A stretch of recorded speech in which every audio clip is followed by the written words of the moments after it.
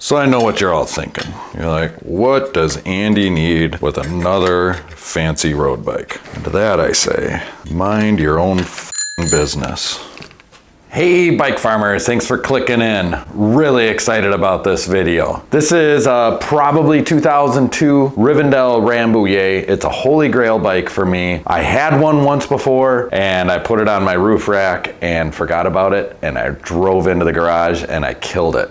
A few months ago on BikeList, this came up, a Toyo Rambouillet in my size. I couldn't believe it. There's not a whole lot of these out there, and I think people that have them tend to keep them, unless they kill them like I did. My old one is dead and gone. I've hung my head in shame for years. I recently took all the fancy silver parts that I built up my custom road bike from last summer, and I'm gonna put them on this bike, along with some other things. It's kind of this whole like road bike part swap, frame swap thing that I've been thinking about for this whole spring, and I finally did it. The Hurst cranks, the 11-speed friction Rivendell silver shifters, the road link with the Durace long cage, all of those parts are gonna go on this bike. This is one of the early Rivendell road bike frames. It's I think their first production frame. So this is all bronze brazed by hand in the Toyo factory in Japan. This bike was made to be comfortable. This bike is everything that a road bike's supposed to be, but because of the racing in the world, they're not. The first one that I bought from a randonneer that was retiring from randonneering, so he didn't need his old randonneering bike. It came with these super lightweight Honjo fenders, and I've held onto them for, I don't know, it's probably been 6 or 7 years now. It's the same size frame and everything, these should bolt right back on. Famous last words. So we're gonna do that first, get that all set up. I bought a new stem and new bars. Most of the other stuff I had laying around in bins or left over, or I pulled off that other bike. The wheels are from the other bike. I'm using the Hurst 32mm tires, the Stampede Pass, extra lights. So I just took these right off that bike. I'm gonna bolt them right onto this bike. Found a honey blonde Brooks saddle and bag. That's gonna look really nice on this. I still don't have the honey blonde tape. Trying to source that right now. So this build might be everything but the tape. Yeah, just really looking forward to this one. So I guess no more yapping. Kick back, relax, and let's get started.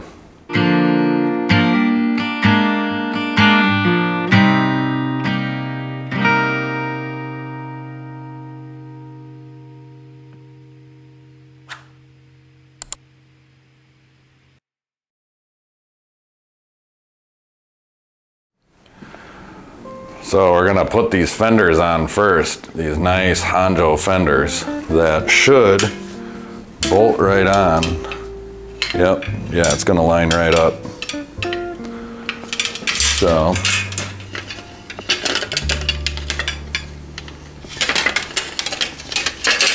oh, dropped a washer.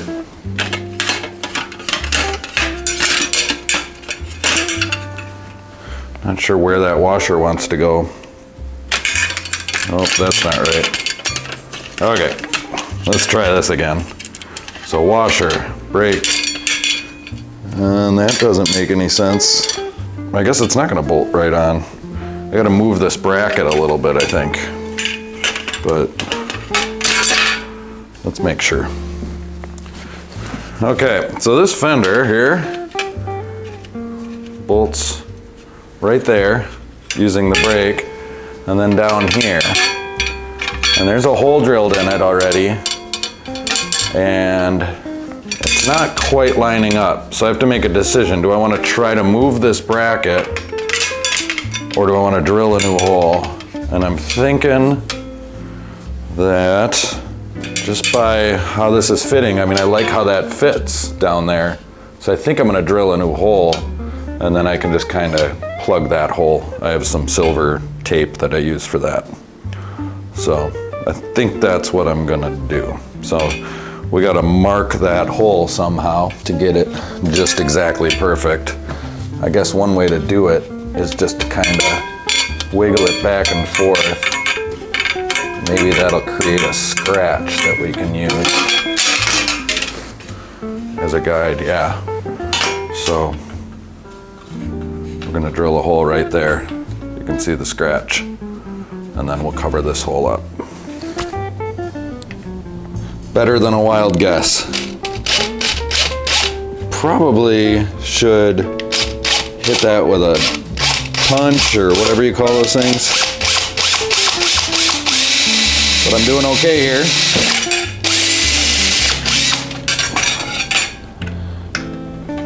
Oh man, my reamer is broken and it won't fit through my hole. I don't have the right size drill bit.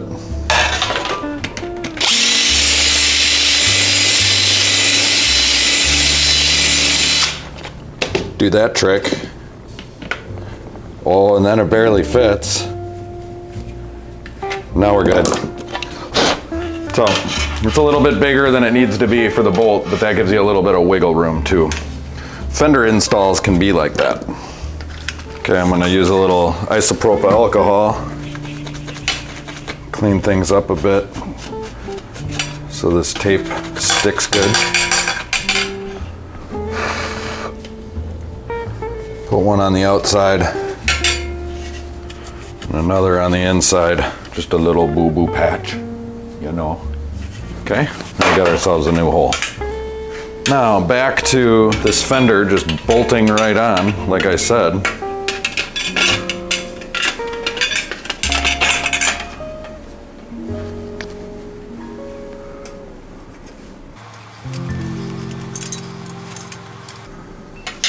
So these are Tektro R 538s, long reach or mid reach brakes. Oh shoot, I didn't get my fender lined up with the hole. Back it off a little. Can I get, See, this fender is just gonna bolt right on.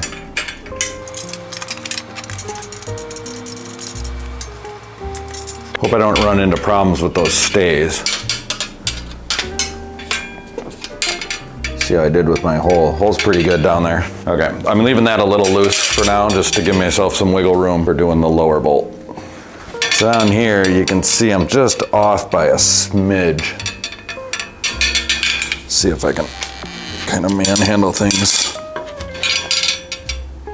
I'm gonna use a lock washer on this side and then this little frame spacer on the back side. Got a little bit of grease on the threads.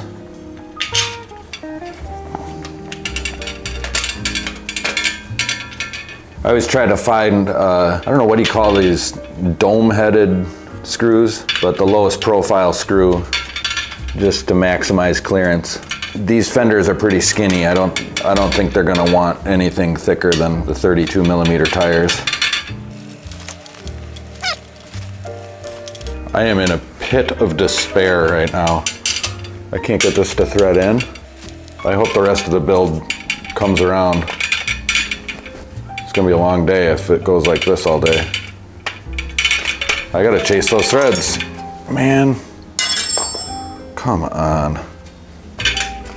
Constant. Why isn't it ever easy?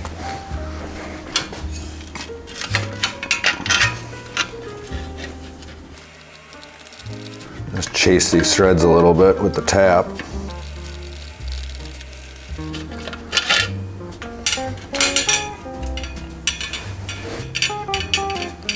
There we go, nice and easy.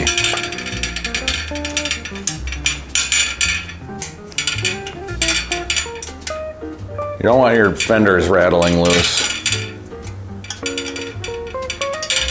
But that's good and tight. Okay, so these guys are gonna want to go like yow. Probably should chase these threads too, right? Or just go for it. This gives us a little bit of adjustability here too. Oh man, this Hanjo stuff, it's expensive, but it's worth it.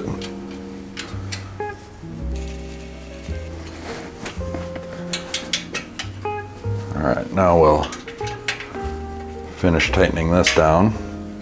And I suspect that my brake pads need to be down. All right, let's see what happens. Say your prayers.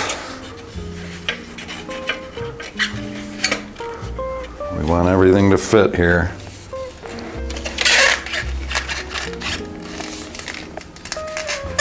Oh, it's tight. It's very tight, folks.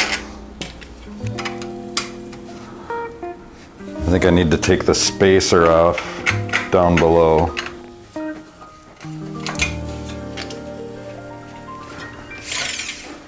Okay, a little bit of rubbing. It feels like there's hope though. So you can bend the stays a little bit, get things adjusted that way. I'm gonna go down here and take that frame spacer out. So I think the guy that used these fenders before me had 28 millimeter tires. I'm using 32s. That's, I think, the main problem that I'm having.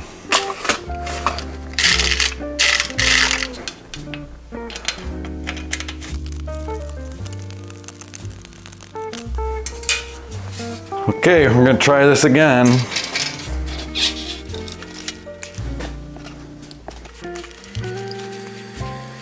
So it seems like things are twisting a little bit. I don't know if these fenders are gonna work with these tires. Oh, I don't know. Oh man, it's so close. There's gotta be a way. Look at that. It's close enough. I gotta figure out what's happening back here. Look at that. Ha! I win. What about this brake?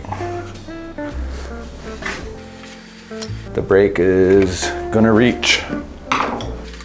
Barely, but that's barely is good enough. Oh yeah.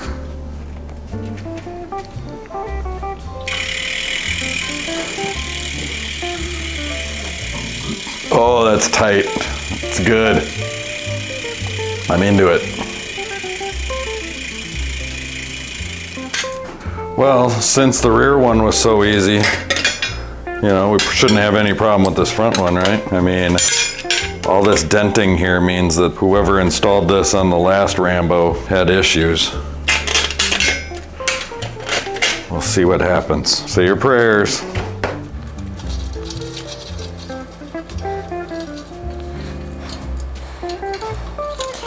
Yeah, so for some reason, I think both of these were like bolted on from the other way, but I don't know how that would have happened with the brake bosses.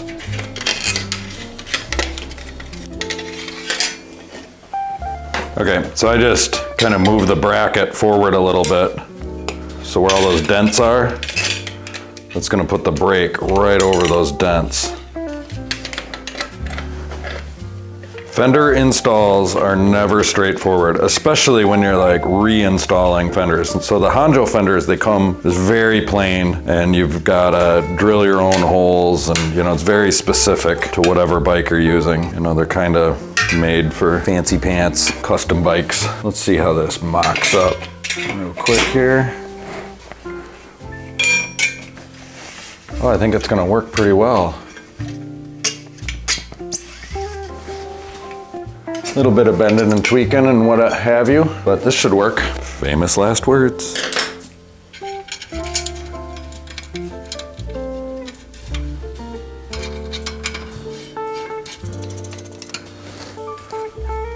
Yeah, I mean, there's a ton. I mean, I might even need to cut a little bit of these stays down. Oh, I know what I can do. Maybe. Here we go. Here's how you solve this problem. I mean, you could cut the stays, but you could also do that. See how long it took me to figure that out? 4 different tries. It's insanity trying the same thing over and over again, expecting different results. I think that's the dumbest definition of insanity that I've ever heard. It's a good definition of terrible science. I'm gonna loosen both of these up.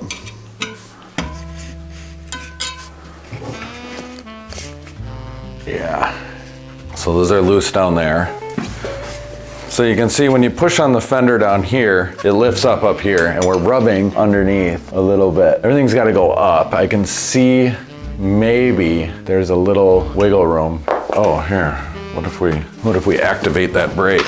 There's a lot going on here. So the brake is kind of getting in the way. So we're gonna move our pads down. That allows us to squeeze the caliper, and that does get us another millimeter. And every millimeter counts. I had to do this in the back too. So we're gonna loosen this up a little bit. I'm squeezing the caliper shut and then lifting the whole fender, everything up as high as it'll go. And I'm gonna tighten it down real good. Now, the brake doesn't wanna open up, but that's okay for now. So we're getting close. Make sure my wheel's in straight. And then you can kinda, I don't know what these dealy jobbers are called down here, but you can tweak your stays to get a good fender line. Okay, my fender line, oh, there we go, isn't real good because of this issue up here, but we're not rubbing.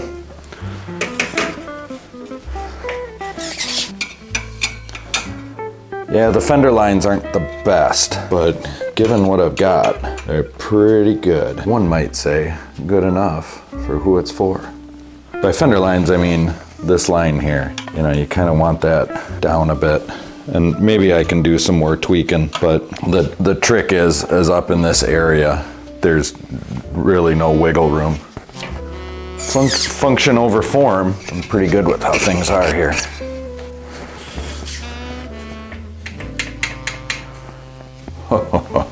I mean, that's pretty good looking. And just because it's ultra easy and ultra satisfying to get a good look at things, I like to grease the wedge and the threads down in here.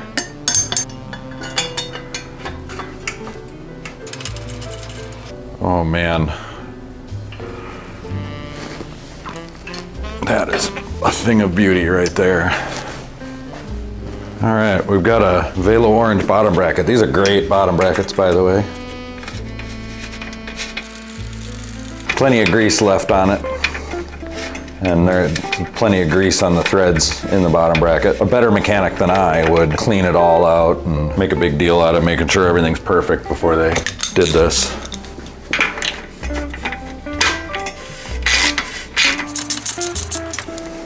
But it's not a brand new bike. You can see in here there's some usage, as they call it in the Rivendell world. Beauty from usage.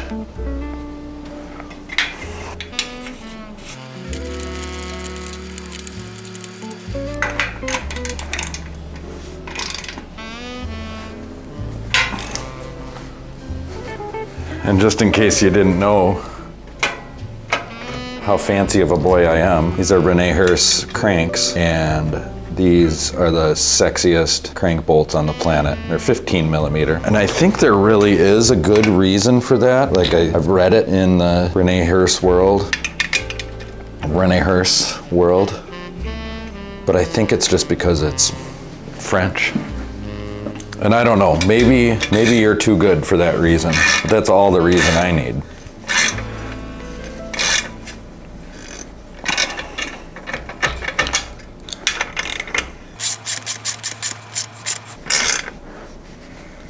Oh man.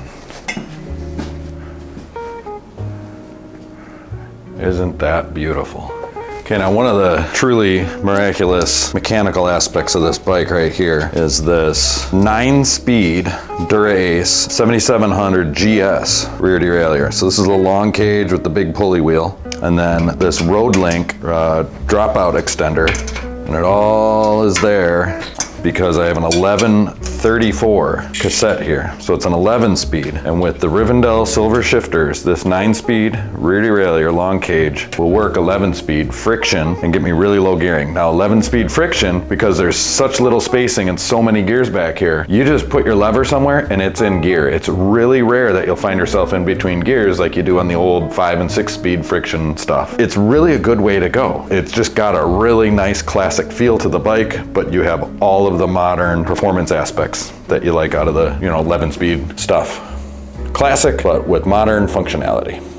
Then I've got a matching Dura-Ace front derailleur that'll also be set up friction.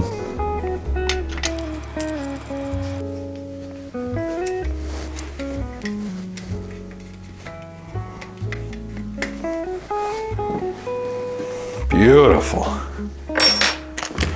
Okay, And just because I have them in stock, and I've got a million of them, putting a brand new 11-speed chain here, but also because this bike has long chain stays, longer than the bike that I took the chain off of. And it's just better to use a new chain than to add links. I mean, I have 11-speed pins and I could do that and probably have links and bins, but just for simplicity's sake, I'll just start with a new one. So I go little and little, and then just want a little bit of tension from the rear derailleur back here, okay? Then I break the chain. So I'm taking out 2 links here, which is pretty normal, I guess. Yeah, you know, it varies. Every bike's a little different.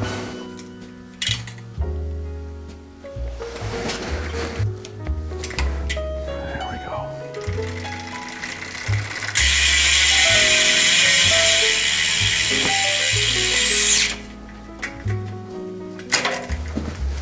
Just to get an appreciation.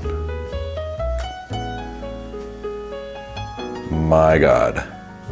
That is beautiful. So I glossed over these handlebars and stem. So this is just a Nito road stem and Rene Hurst Maze Parallel bars I went with. So they kind of have it's not a real shallow drop, but not a lot of reach. And then very flat, what do you call these, ramps and flat drops. And I've just found that I think I like that. I've never tried these specific bars, but this classic bar shape works best for me instead of all that weird anatomic stuff. So I know what you're all thinking. You're like, what does Andy need with another fancy road bike? And to that I say, mind your own business.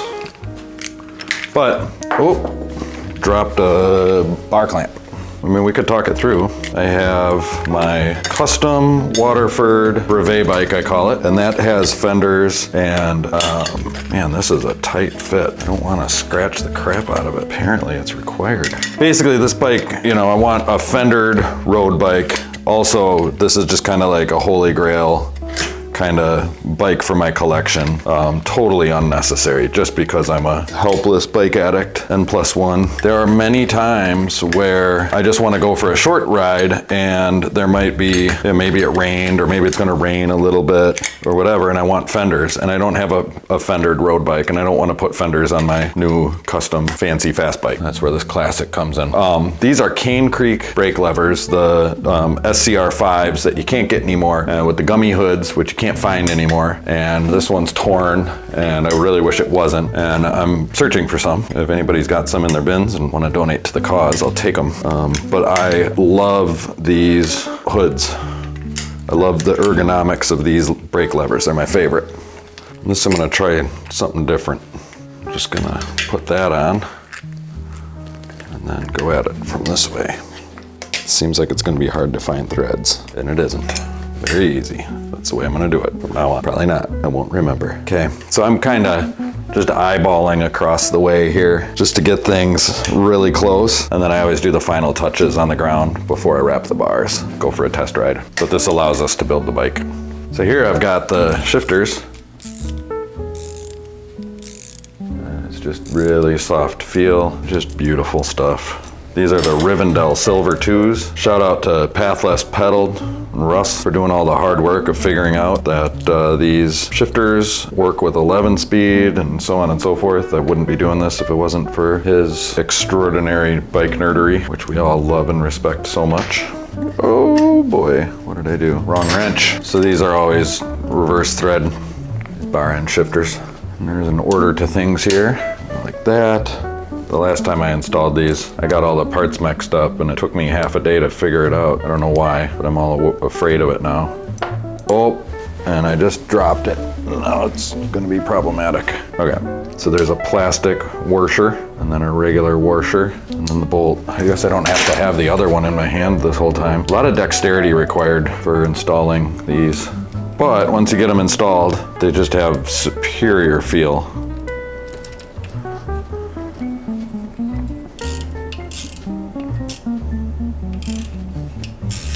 Man, I would give my left arm to be ambidextrous right now. Whew.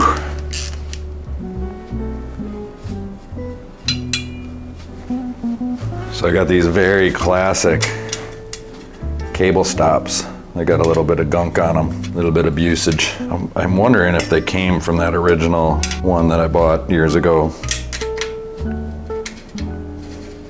Probably won't ever need to use them. You know, there's no indexing or anything on this bike, but we'll set them kind of in the middle just in case. Man, I think we're ready to string it up. I've got the housing that I pulled off the old one, a cool orange housing. I found it in my drawers. Usually when I find things in my drawers, I'm not that happy about it, if you know what I'm saying. Okay, that looks pretty sick, huh? Now there's nothing wrong with these cables, except that I don't think the front one's gonna be long enough. So I can't reuse both cables, so I'm gonna put a brand new cable in the rear because we'll know it's long enough. This housing out here and everything, bar and shifters, you need long cables. But I can reuse the rear cable from the other bike for the front because it's shorter.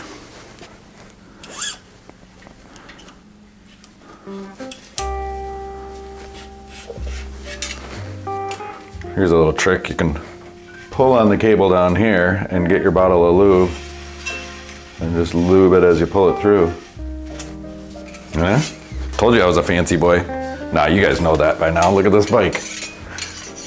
And there's cable guides underneath the bottom bracket that we need to pay attention to. So I guess I don't have a piece of orange housing for the back, but I have this cool, well, I got it from Simworks for the other build. It's like silver, classic looking, which actually I think I like better back here. Looks deliberate, still very good looking.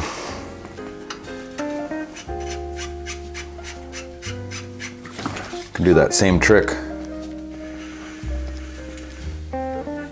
for the cable where it goes underneath the bike. I'm greasing it because it's metal on metal.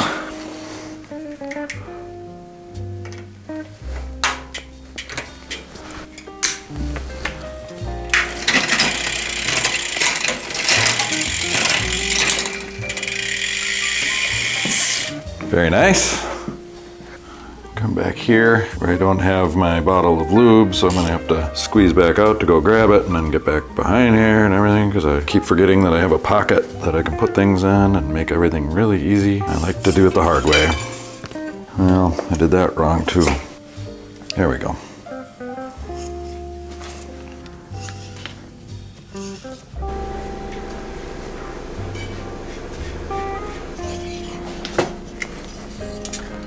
A little bit of grease down here on that cable. I just slimed my crank. I slimed my crank. Oh God.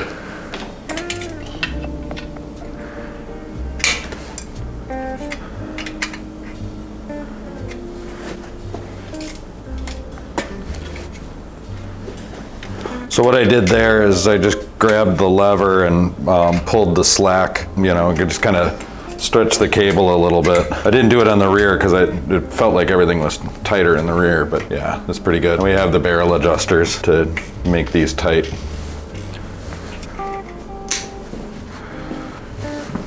Cut this a little shorter too. Go just even shorter. I don't remember how this happened to me, but look what I just found.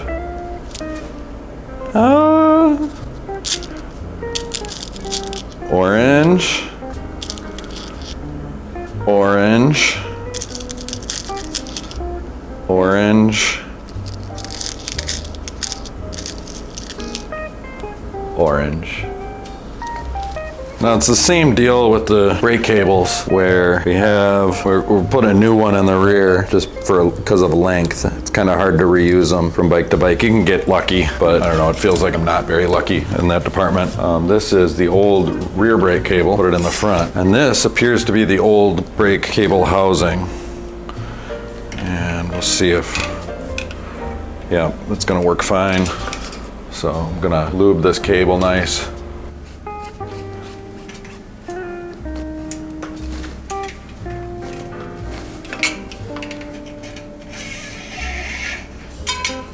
Yeah, because of this Fender install, this front brake is gonna be interesting, I think. We'll see how it all works. I might have to do some major surgery at some point and really figure this out. We're gonna crank everything together here. Pull that as tight as possible. Really tighten this down and squeeze my lever. Okay, a little bit of rubbing. I haven't adjusted my pads, but we can trim it. Ooh, I probably should have checked this before I trimmed it. I think that's gonna be fine. Yeah, you gotta have enough. So this line here is good, and we're fine. How cool is that orange housing? And then to find orange cable tips in the bins. I'm a lucky guy, what a life. All right, I'm gonna loosen this pad. Get it just exactly where I want it. Squeezing the lever as tight as I can. And cranking down. I'm gonna do the same on the other side. Loosen the pad. Get it exactly where I want it. Squeeze the lever as hard as I can. And crank it down. That's really good. A little loose. I'm pulling quite a bit of lever there. I think we'll tighten it up a smidge here. We might want to use the barrel adjuster. Oh, that feels pretty good. I believe it's rubbing. And there's a tension screw here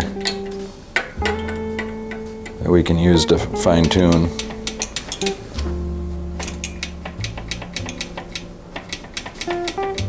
That's quite excellent, I must say.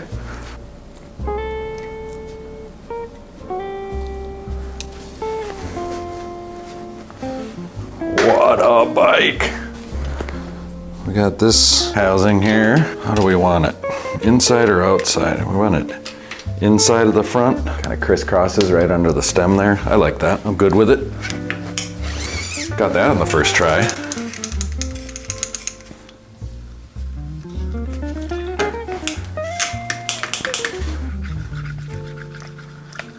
We'll lube it that way.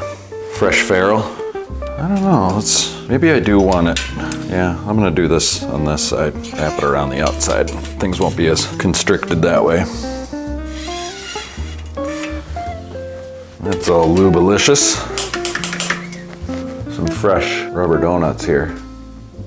Protect our frame a little bit from things going too flippity-flappity. Okay, this is an old piece of housing. Fresh ferrule on it.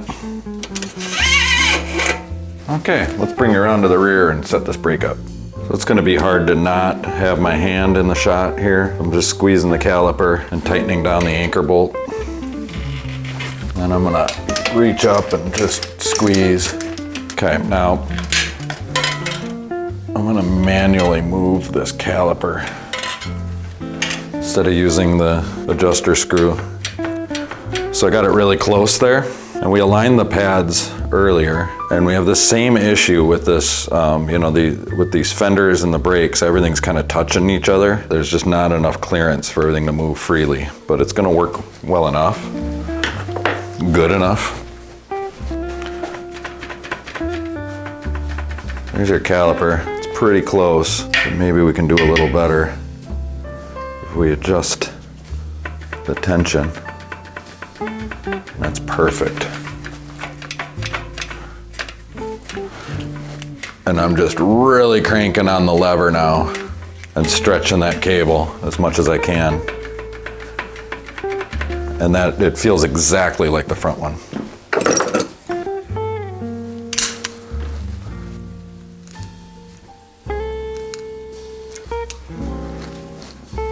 Oh my God. Look at that bike. So this is a temporary seat post. I have seat post plans in the works. This one fits and looks pretty good for now. I'm gonna slide my Brooks all the way back in the clamp, angle it up a smidge, and tighten it down.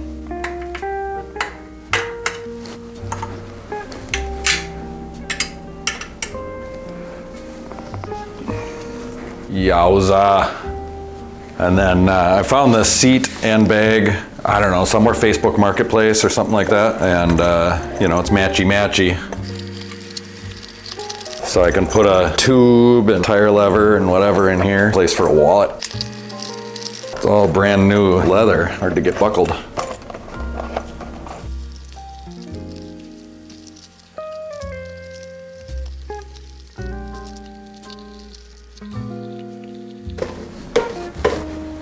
Okay, well, before we ride it, let's accessorize a little bit. Put the bell on it. This is the Portland Design Works, I don't know which bell, but they work really well on the quill stems. I have an old, what do you call it, crane bell, very vintagey. I have that on the all-rounder. It might be better on this bike, but this bike's gonna give that all-rounder a run for its money, the world of my favorite bike.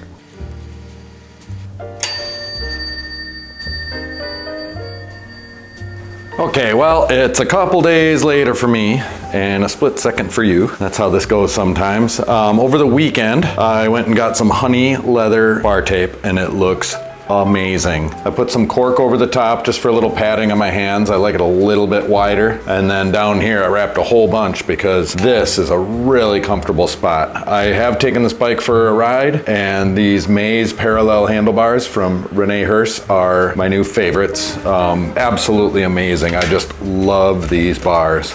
They're perfect. Absolutely perfect. I wouldn't change a thing, except I like to ride down here and this just gives me a little more ergonomics. It looks goofy as hell, but I'm hoping that over time this leather kind of wear out, get some good patina, but the front end's looking really good. I also found an old vintage crane bell. And it's the loudest damn thing you've ever heard.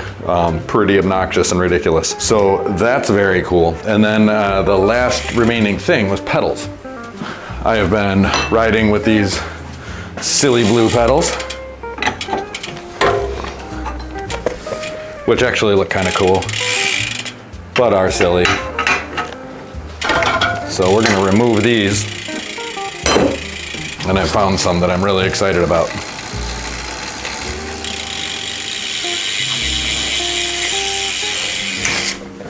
I was ordering the Velo Orange Grand Crew brakes for my road bike and came up with these. Oh, baby. Oh, these are nice and lightweight. That is a thing of beauty. These are really cool. Oh, I'm so excited. Yeah, I like the Velo Orange stuff. It's really good stuff for the price. I'm into it. Those are sharp. Okay, I got everything. I got a washer in there and a bunch of grease.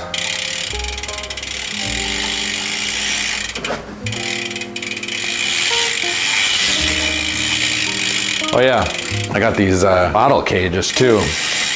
When I went and picked up the bar tape, Minora Duracage chrome cages. Solved my cage problem.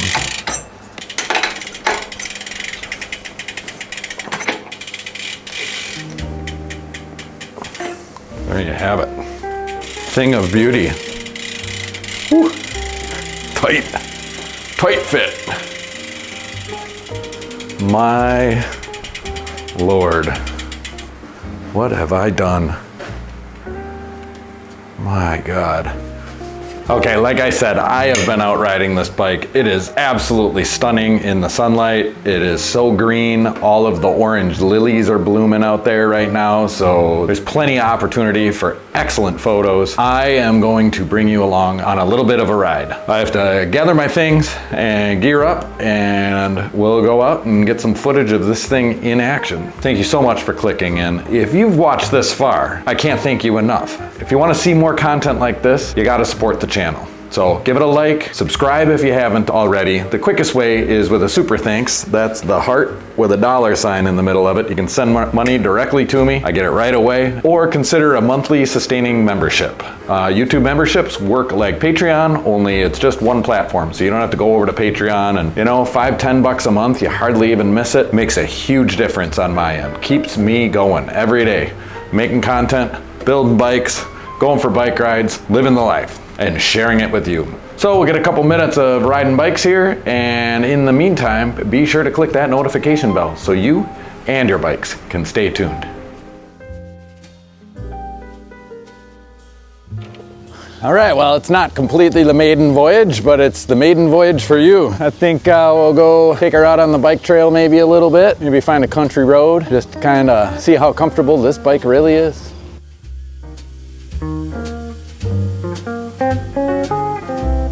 This bike inspires slow rolling, easy going, very comfortable, very upright.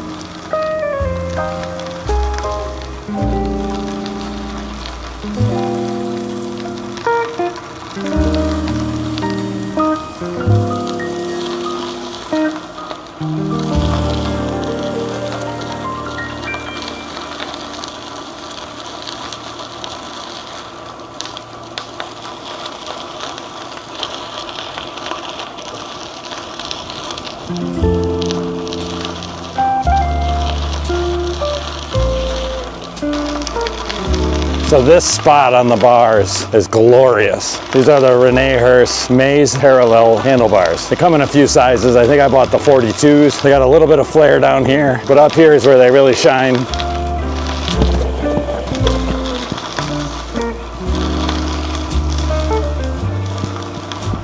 Again, these 32 millimeter tires are just fine out here on the crushed limestone bike path, bike trail. It's hard to get footage and demonstrate, but this is friction 11 speed. And I can just kind of randomly put the lever wherever I want, and it finds a gear. There's not a whole lot of hunting like there can be with 5 and 6 speed friction, or even 7 speed is pretty tricky. So it's nice. I mean, you can just go high, low, whatever. And then this crank has a nice bailout gear too. There's nothing fast about this bike, but it's not pokey either. You know, I did a group ride, club ride, social ride thing with it the other day, and it was fine.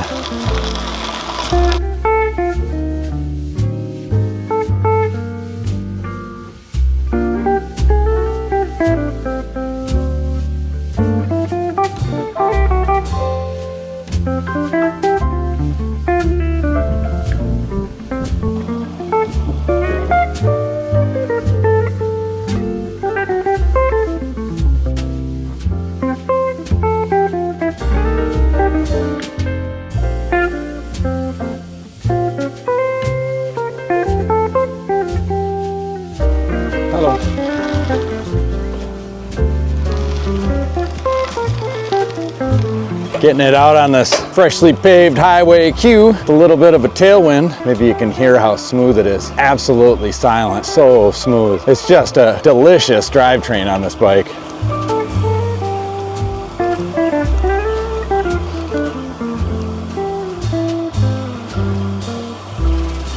It operates well. That's important. Well, to me, it's important.